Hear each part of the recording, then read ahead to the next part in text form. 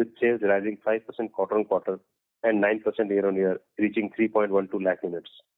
The e-two-wheeler penetration rate for Q2FY26 stood at 7.8%, up from 6.3 in Q1FY26, and significantly higher than 5.8 recorded in the full FY25. This steady upward trend highlights the increasing consumer acceptance and policy support driving India's transition toward sustainable mobility. The three-wheeler segment recorded robust 18% year-on-year growth in Q2, reaching its production of 3.5 lakh units, led by strong demand in the passenger carrier sub-segment and healthy traction in goods carriers. Exports also hit a record, rising 51% year-on-year to 1.23 lakh units, the highest Q2 export performance in 6 years. In Q2 FY26, CV segment recorded year-on-year growth of around 11%, with total production reaching approximately 2.63 lakh units. Medium and heavy commercial vehicle posted a robust 7% growth, benefiting from the healthy freight demand across steel, cement, mining and construction sectors, while LCV registered a 30% increase year-on-year, driven by continued strength of intra-city logistics and e-commerce related transportation. Exports remained a key growth driver, rising 22% year-on-year to 0.24 lakh units, reflecting the segment's improving competitiveness in global markets. Overall, the CV segment extended its positive momentum through the quarter, with fleet operators re-entering the market to expand capacity amid growing economic and construction activity. The outlook remains constructive, with expectations of sustained growth through FY26, supported by expanding infra spending, logistics demand, and broad-based recovery across commercial segments. Looking ahead, the Indian automobile industry enters the second half of FY26 on a strong footing, supported by the festive momentum, stable macro conditions, and GST 2.0 reforms that have enhanced affordability and consumer confidence. The early onset of festivities from 22nd September boosted retail activity in Q2, and extended festive and wedding season is expected to sustain growth through Q3. A healthy Kharif harvest aided by a good monsoon and stable rural sentiment are set to support demand in the coming months. The rollout of GST 2.0, along with RBI's rate rationalization and income tax relief measures, is further strengthening buying sentiment across vehicle categories. With urban consumption rebounding and rural demand holding firm, the outlook for rest of FY26 remains positive. Supported by new model launches, improved financing conditions, and favorable policy environment, the industry is well poised for sustained growth, marking what could be the beginning of a new upcycle for India's automobile sector. Moving on to our financial and operational performance for the quarter, you may refer to slide number 7 and 8. Minda delivered yet another quarter of strong financial performance with highest ever quarterly revenues and profitability, driven by broad-based growth across multiple product segments. Consolidated revenue from operation for the quarter stood at 4,814 crores, registering a robust 13.4% year-on-year growth. This performance reflects healthy traction across core product lines such as switches, lightings, wheel seating systems, along with accelerating momentum in emerging segments including sensors and ADAS. EBITDA for the period grew by around 14% at 552 crore as against 482 for corresponding quarter last year, while improving EBITDA margins to 11.5%. It is worth noting that these margins were achieved despite the startup cost of recently commissioned plants and nascent businesses which have not achieved optimum levels. Finance costs remain stable at 45 crores. Depreciation expenses increased by around 22 crore, reaching 173 crore, reflecting the commissioning and capitalization of new facilities over the past year, including the four-wheeler lighting plant at Khed City, the additional 2 million capacity expansion at two-wheeler alloy wheel facility in Supa, and enhanced capacity at four-wheeler alloy wheel plant at Bawal. The share of profit from associates and joint ventures rose to 63 crore in quarter 2 compared to 48 in the corresponding quarter last year. While all major JVs, Denso, Roki and TRMN performed well, the TG Minda joint venture delivered a robust revenue growth of 28% year-on-year. The JV commissioned its enhanced airbag manufacturing capacity in Neemrana in Q3 FY25, adding side and curtain bags to its product portfolio. This expanded capacity is now ramping up steadily, supported by rising OEM demand for airbags in line with the enhanced regulatory and safety requirements. Profit after tax attributable to shareholders stood at 304 crores in the quarter, reflecting a healthy year-on-year growth of around 24% in Q2 FY25.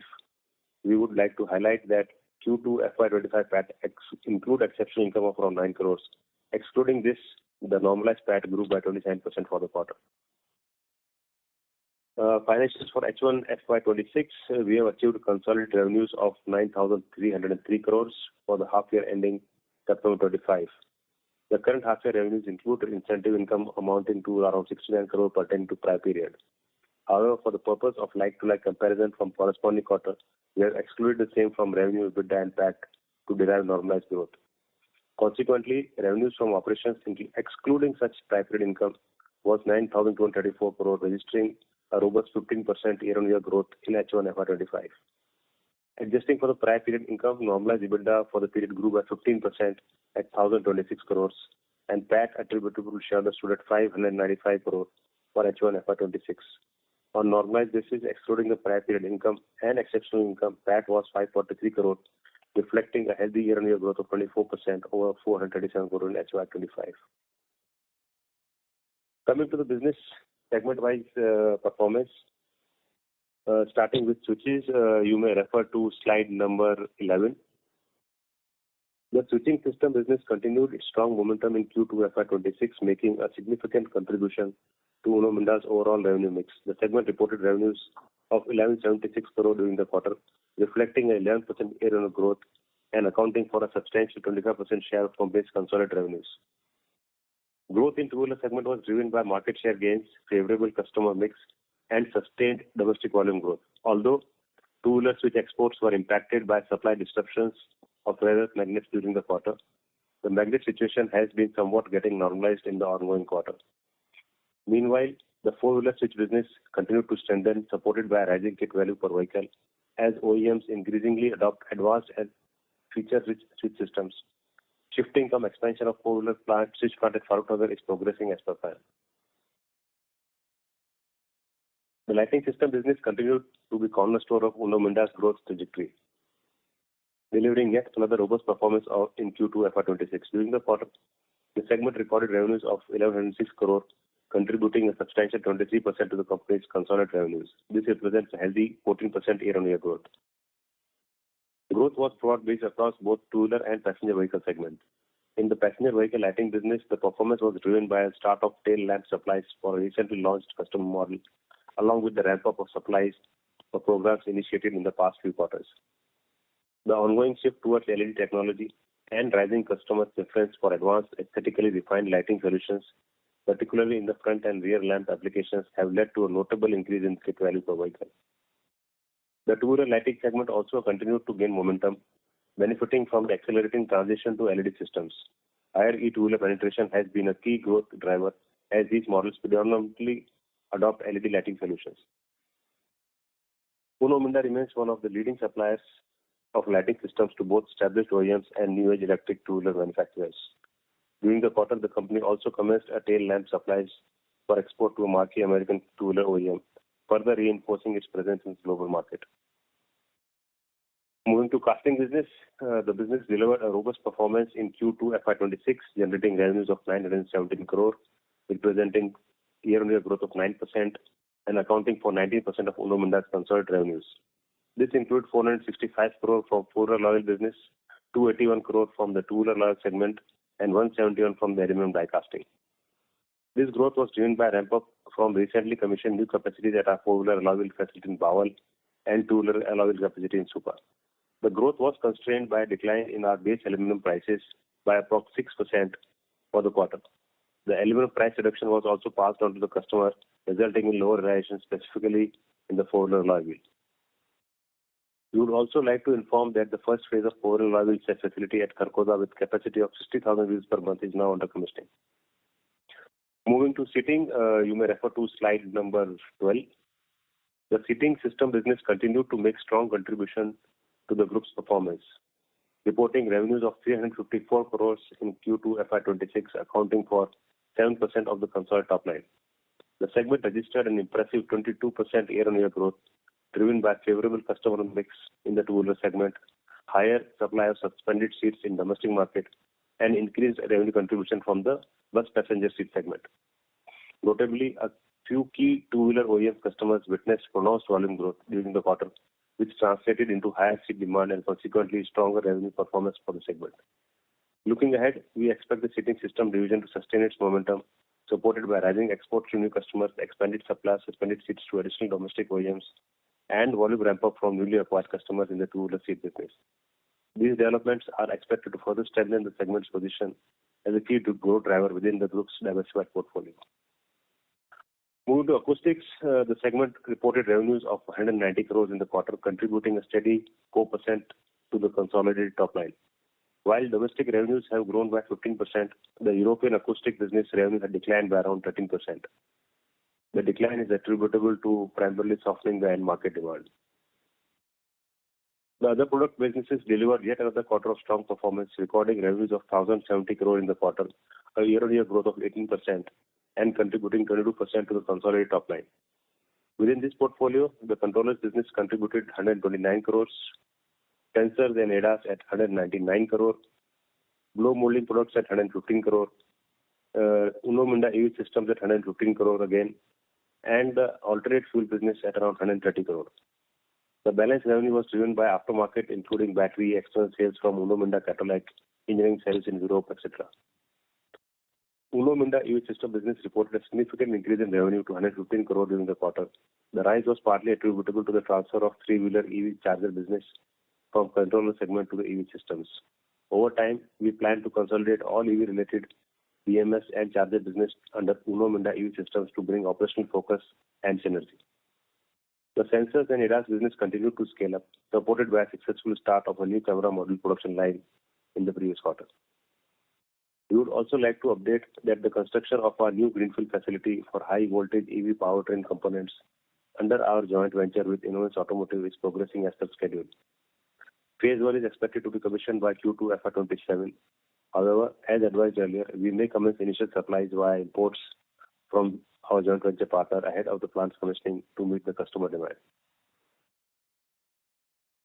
Moving to slide number 13, which is the revenue pie aftermarket international revenues. For the quarter ended September 25, our aftermarket business reported revenues of 332 crores, contributing approximately 7% of our consolidated revenues. In addition to those direct aftermarket sales, the SPD or spare part division of OEMs stood at 260 crores. The combined revenue from aftermarket and SPD channel amounted to around 592 crores, reflecting the growing importance of these segments in our overall business mix. Our international business contributed approximately 9% of total revenue during the quarter. The dip in the share of international business as a percentage of revenue is largely attributable to stronger growth momentum in the domestic market, even as international sales remain relatively stable. Moving to CapEx projects on slide number 14, we continue to invest in building capacities in line with the OEM's expansion plans and auto industry promising outlook. We have 10 expansion projects currently under implementation across product line with investment commitment of 2,356 crores. We would like to highlight that we have removed some of the projects from expansion project list as their phase 1 has been completed and remaining amount of committed capex will be spent as per increase in EV penetrations in case of EV two-wheeler projects.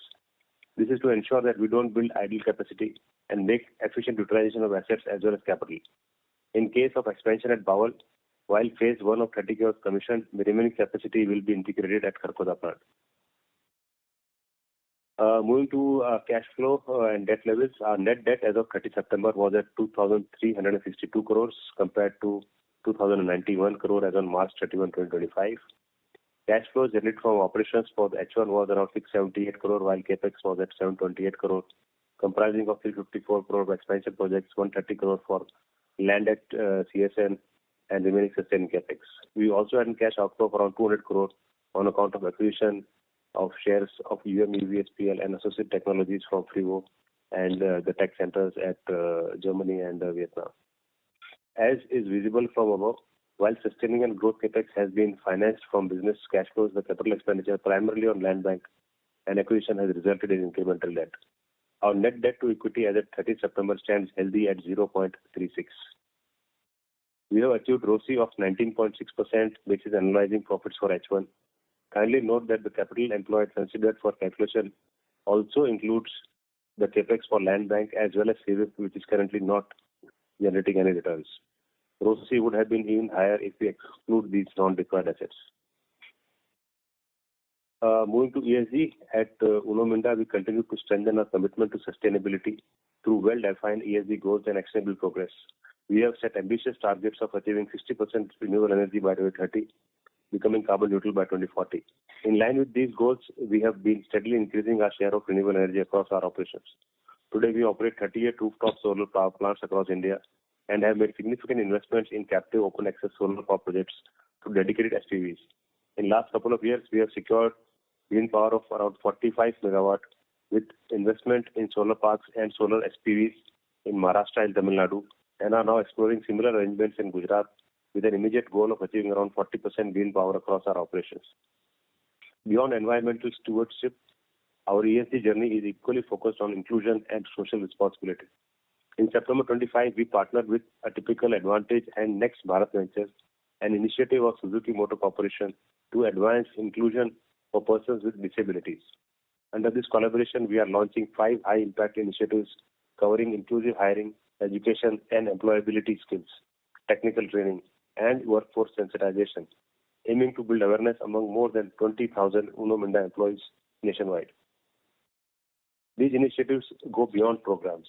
They represent our effort to reshape mindsets, celebrate diversity, and build a workplace where everyone can thrive. Through such actions, Uno Minda continues to set new benchmarks in sustainable and inclusive growth, reinforcing ESG as an integral part of our long-term value creation strategy. Moving to outlook, as we look ahead, I would like to reiterate that Uno Minda remains firmly on a path of sustainable and profitable growth. Our strong performance in Q2 reflects the strength of our diversified portfolio, deep customer relationships, and consistent execution across businesses. We are entering the second half of FY26 with optimism and confidence. Our ongoing investments in new technologies such as EV systems, sensors, ADAS, alongside capacity expansion in core product lines, position us well to capture emerging opportunities. The momentum in localization, Make in India initiatives, and increasing focus on sustainable mobility further reinforce our growth trajectory. At Uno Minda, we continue to prioritize innovation, operational excellence, and customer centricity, values that have been central to our journey and will continue to guide us forward. Thank you for your continued trust and partnership. We look forward to an exciting second half and to sharing further progress with you in the coming quarters. With this, I would now like to open the floor for your questions. Thank you very much. We will now begin the question and answer session. Anyone who wishes to ask a question may press star and 1 on their touchtone phone. Participants are requested to use handsets while asking a question. If you wish to remove yourself from the question queue, you may press star and 2. We will wait for a moment while the question queue assembles.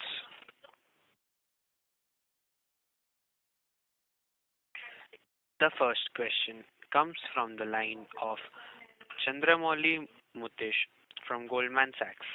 Please go ahead. Hi, good evening, and thank you for taking my questions. My first question is just around the automotive vehicle acoustic solutions, the AVAS. Could you give us some color around what the kit value could be there as that opportunity starts to take shape, as you said, potentially towards the end of next year?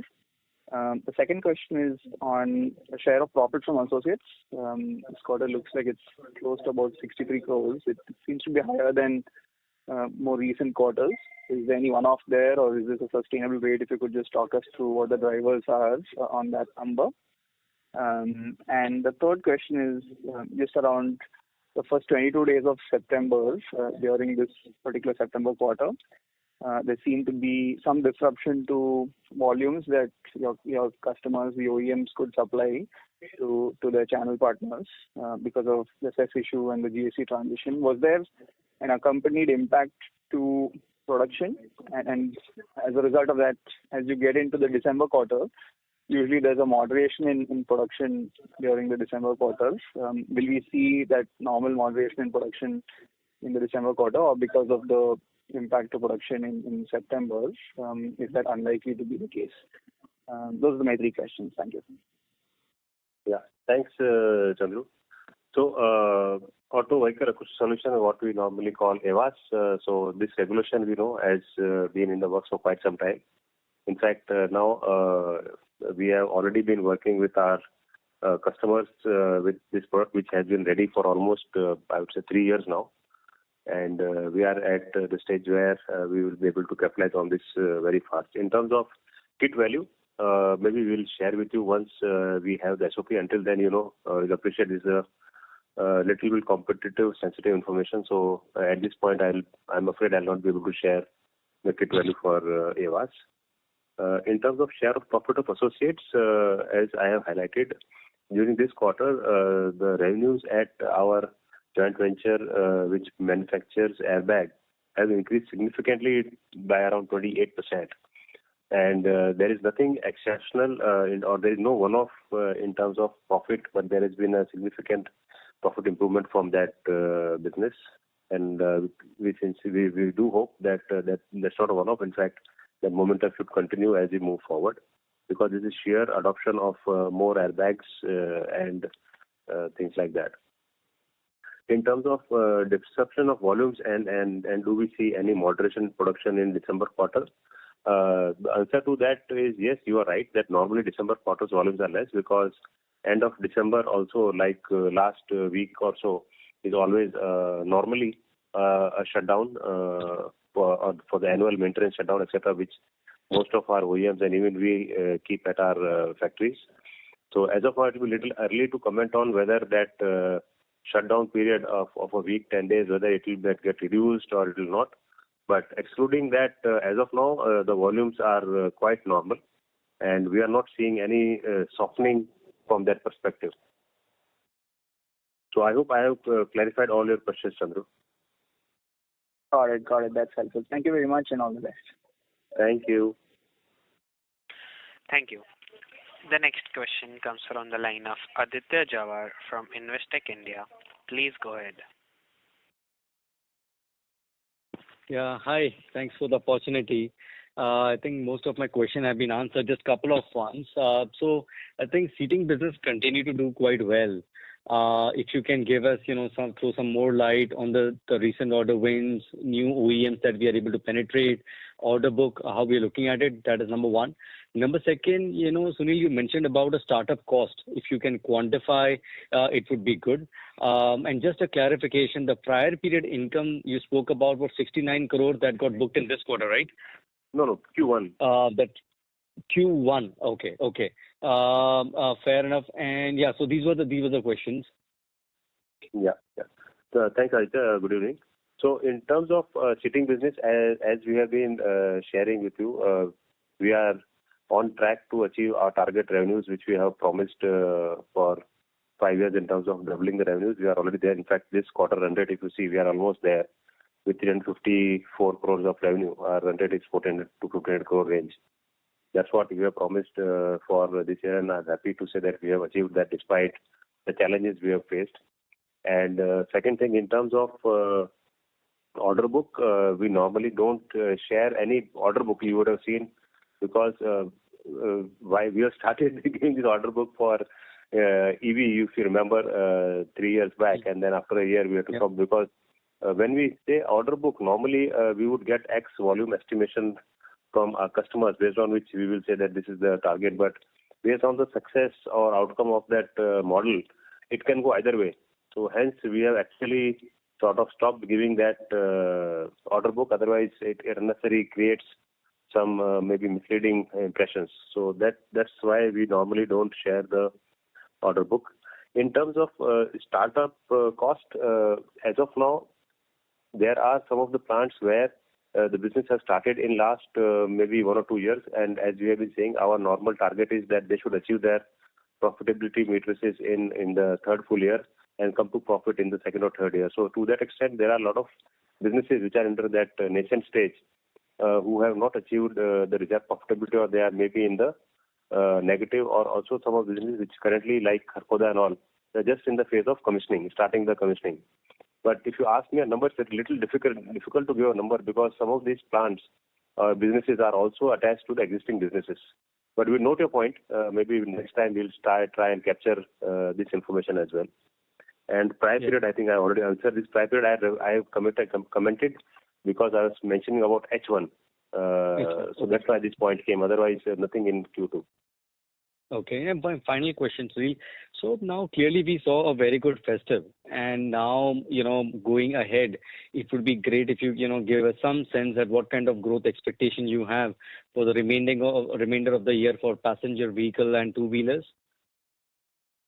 Aditya, we don't give any vehicle volume guidance. We have never given, and we don't want to second guess our customers. So our objective or endeavor is that we should continue to outperform. And I can tell you that even though this quarter volume industry growth is say 10%, but if you see half of our revenues is four-wheeler roughly, and half of our revenues is two-wheeler. Obviously, there is CV, OR, three-wheeler as well.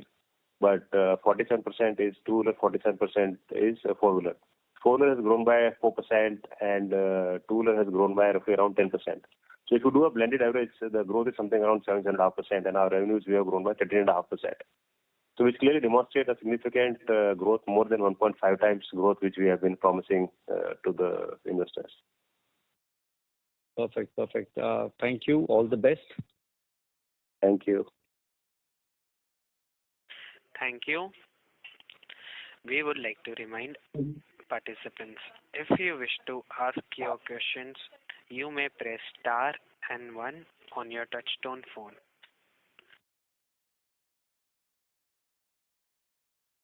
The next question is from the line of Raghunandan from Nuvama Research. Please go ahead. Thank you, sir, for the opportunity. Congratulations on strong numbers. Firstly, on the lighting side, can you indicate a broad breakup within lightings? How would it be between headlamps, tail lamps, and other lamps? And can you provide a sense as to which category is driving the major growth for you? Secondly, continuing on lighting, you also indicated LED penetration. What would be the current share of LED in four-wheeler and two-wheeler? Would it be over 50% in four-wheeler and about 80% in two-wheeler? Okay. Any other question, Raghu? Yes, sir. In the joint venture with Innovance, have you received all the regulatory approvals? Has there been any order wins which you can share at the current point of time? And also, when you are looking at traction motor production, would it require heavy rare earth, or will light rare earth be enough as the imports are restricted? Yeah. So, Raghu, we're taking our questions in the same sequence as you have asked. So, lighting, what is driving growth, headlamp, tail lamp, or others? So, while we have provided breakup of lighting business between two-wheeler, four-wheeler, etc., we don't provide any further breakup, but I can definitely answer your question in terms of what is driving growth. So, we are currently leading the, at least in the, what we call, PV segment, leaders in the tail lamp category, and specifically the LED tail lamp. So that is the segment which is driving growth for us in this sector. And for two-wheeler, we are there in both EV or ICE and both headlamp and tail lamp. So from that perspective, EV segment is where you will see 100% almost penetration in the lighting. So from that segment perspective, EV is something which is driving the growth of LED. And in terms of JV with Innovance approvals, we have applied for this PN3 approval to the government only in July. We have been working very closely with the government. We understand internally they have got certain approvals, but we don't know what all approvals they have got. But as you understand, it is going as planned. And we should be having approvals ideally in next few months. Very difficult to say a timeline because it's government, and you know where things might take time, where things might not. But we are optimistic that ideally within this fiscal year we should have approval in hand. That is in ideal scenario. In terms of traction motors, whether they use HRE, yes, they do use HRE magnets. Got it, sir. Thanks for that. And on switches side, you indicated market share gains. What would be the current market share in four-wheeler, two-wheeler? Would it be over 50% in four-wheeler and over 60% in two-wheeler? Would that understanding be right? Yeah. Great. And in alloy wheels, two-wheeler alloy wheels, would the penetration level have reached 80% by now? What would be the share of Uno Minda market share in the domestic market? And if you can also highlight how much would be the import content for the two-wheeler and alloy wheel industry? Yeah. So alloy wheel import content is definitely has two-wheeler dropped a lot. It is primarily in the premium cars where the volumes are very less. Otherwise, largely it is localized. In terms of our market share is for two-wheeler, you asked, it is in teens.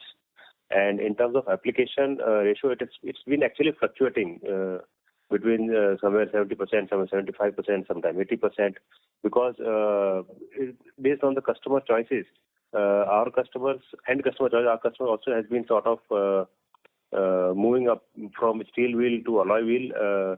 Like, for example, in this quarter, one of our customers has used little more steel wheels versus alloy wheels, primarily driven by the market forces, which are definitely in no one's hands. So there's a broad range of, you can say, 70 to 80% kind of range where the alloy wheel application for two-wheeler has been hovering around. But still, this keeps on very fluid depending on the end market demands. Got it, sir. Thank you so much. Last question on margin.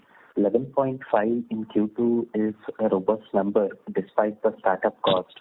Given that you are running 10 projects, do you see the margin sustaining, expanding, considering the scale benefits, better fixed cost absorption going forward? No, I won't what we call say that these numbers are not sustainable. Definitely, it is in line with our annual guidance of 11% plus minus 5%. So quarter to quarter, there might be some pluses, some minuses. So if you see even in Q1, if you exclude that what we call exceptional income, it was something around 10.8%. So our full year guidance, we remain intact in that guidance, and we do hope to continue with that margin range maybe for another year or two until we sort of commission large part of our ongoing projects. After which we definitely do expect once everything comes online and starts generating, these margins should get into a little bit of improved category. Thank you so much, sir. Wishing you all the best. Thank you, Raghu. Thank you. The next question comes from the line of Siddharth Bera from Nomura Wealth. Please go ahead. Yeah. Hi, sir. Thanks for the opportunity and congrats again on a good set of numbers. Thank you. Sir, my question is first on this others category, especially the sensors and the controller and EV systems revenue. I think as we sort of hit the base, growth seems to have a bit slowed down in this segment. Can you just talk about a couple of things here about any new product development which you are doing, which is sort of expected to come going ahead across any of these categories? What is happening? Some color there.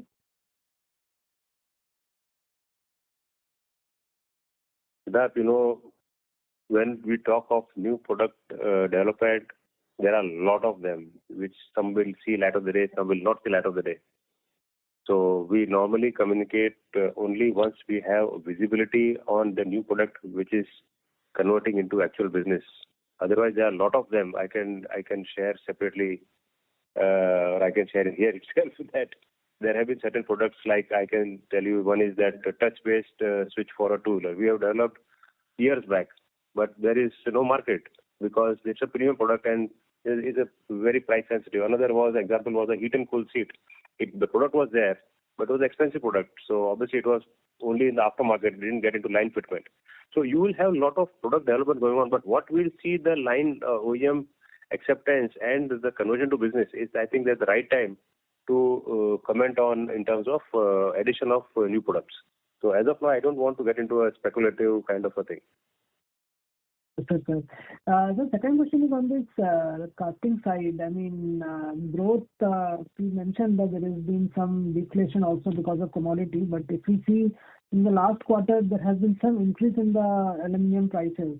and you also have commissioned the plants, which I'm assuming may not have completely come in the quarter two. So should we expect a step up in growth as all of these factors now sort of start benefiting you from this quarter onwards? No, but Siddharth, first of all, I appreciate your point. If you see alloy wheel four-wheeler, our quarter one to quarter two sales actually have improved by almost like 8-10%. And again, two-wheeler also has improved by something around maybe better than more than 10%. So if you see quarter, definitely there is a growth. But yes, to your point, while you add capacity, on the other hand, the application ratio has been little what we call stable. And with more low-end cars or low-end vehicles being sold, obviously they have more steel wheel versus alloy wheel. So alloy wheel you will find more in the premium vehicles and less in the low-end or the base model variants, if you may say so. So that also drive a lot in terms of how much is the actual application. So these are some of the factors which obviously not in our hand, but we remain optimistic that directionally the application ratio has been improving, and over a medium to long term, this will continue to grow. Quarter to quarter or year to year is little difficult, but we have grown from like in PV from 13% application factor to all 40 plus now. Globally it is 70-80 plus. So directionally we are there. Quarter to quarter is little difficult. Whether application ratio will remain same or will improve, it also, as I said, a lot depends on the end vehicle being sold. Got it, sir. Thanks a lot. I will come back in the call. Thank you, Siddharth. Thank you. The next question is from the line of Mukesh Saraf from Minda Spark Institutional Equities. Please go ahead.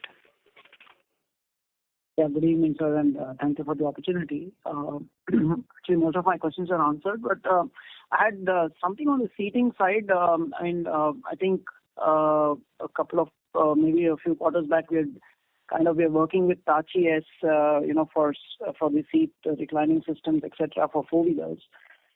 So now that just trying to understand what's the status of that. Are we seeing some progress with respect to four-wheeler seatings, or we still kind of are seeing traction more only on the two-wheelers and the buses, etc., that we've been working on? Yeah, right, Mukesh. So in terms of Hitachi, yes, definitely when we entered into JV 3 years back, I think that time also we said very categorically that this is going to be a tough ride, challenging ride. It's not going to be easy, knowing the entire ecosystem. And our prediction actually went right, and it's taking a lot of time than what we have been sort of thinking.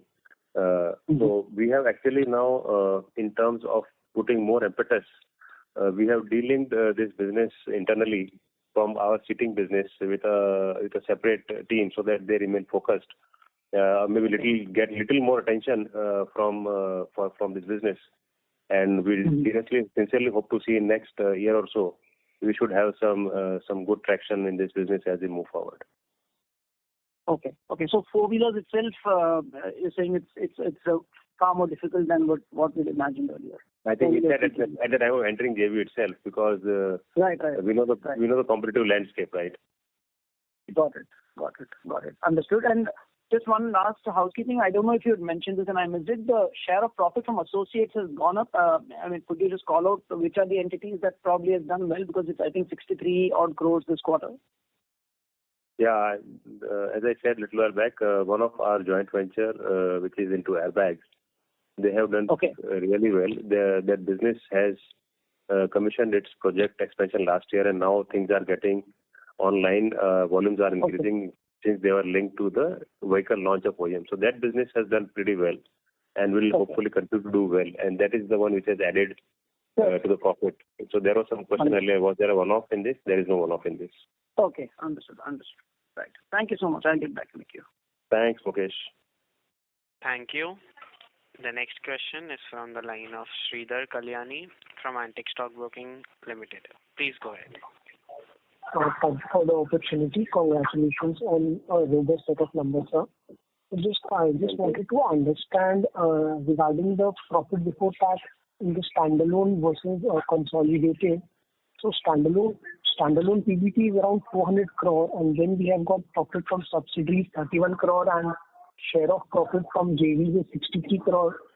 taking the total to 487 crore. However, the consolidated PBT is 409 crore. So just wanted to understand, is there any intercompany adjustment or any subsidiaries in which we are incurring losses? If you can just throw some color on this.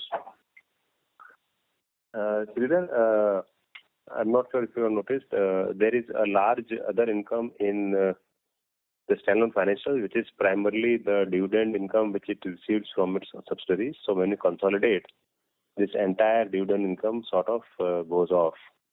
And also there has been some income on various other services which the company provides to its subsidiaries.